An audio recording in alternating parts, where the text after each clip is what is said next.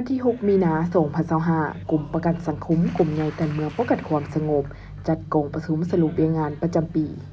2025 และทิศทางแผนการปี 2026 ภายใต้การเป็นประธานของพันเอกนางจันทีนาวราชหัวหน้ากลุ่มประกันสังคมให้เกียรติเข้าร่วมของพลจัตวาโครสวรรค์สุภาไซกรรมการศูนย์กลางภาครองรัฐมนตรีหัวหน้ากลุ่มใหญ่การเมืองป้องกันความสงบมีคณะพรรคคณะบรรษาตลอดฮอดนายและพลตำรวจทั่วกลุ่มประกันสังคมเข้าร่วมพันเอกโกศลมีพร้อมวงห้องหัวหน้ากลุ่มประกันสังคมได้ผ่านบทสรุปในระยะ1 ปีผ่านมาซึ่งให้ฮู้ว่า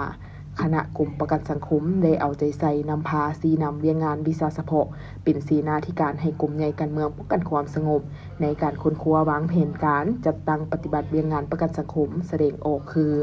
จัดตั้งกองประชุมสรุปการเคลื่อนไหวเวียงงานประกันสังคมระยะกองประชุมสภาการเพศค้นคว้าปรึกษาหารือการจัดตั้งปฏิบัติขั้นตอนการกวดสุขภาพและตีราคาให้ผู้เสียกำลังแรงงานทบทวนการจัดตั้งปฏิบัติสัญญาเกี่ยวกับการบริการปิ่นปัวสุขภาพตามระบบประกันสังคมระหว่างกลุ่มประกันสังคมกับโรงหมอหามีซาลงเคลื่อนไหวและสุกยูประเมินผลการจัดตั้งปฏิบัติเวียงงานประกันสังคมอยู่ป้องกันความสงบเข่งหลวงน้ำท้าจำปาสักและเข่งอัตตปือจัดตั้งปฏิบัติตีราคาผู้เสียกำลังแรงงานทั่วกำลังป้องกันความสงบปี 2025 สำเร็จกวดกะเก็บกำสถิติสมาชิกประกันสังคม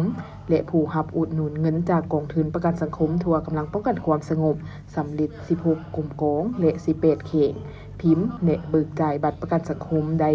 1065 บัตรส่งข้อมูลผู้เกิดสิทธิ์ให้ห้องหมอคู่สัญญาและห้องการประกันสุขภาพแห่งชาติกระทรวงสาธารณสุขทิศทางในตัวหน้าเมนจะสืบต่อคนครัวสร้างปรับปรุงบรรดานิติกรรมรับใช้เวียงงานประกันสังคมและเคลื่อนไหวโฆษณาเผยแพร่อยู่บรรดากลุ่มกองท้องถิ่นให้ทั่วถึงสร้างเพจงบประมาณเงินอุดหนุนและเงินนโยบายต่างๆของพนักงานบำนาญเสียองค์ค่ะพนักงานประจำการและสมาชิกครอบครัวให้ทันกำหนดเวลาและอื่นๆ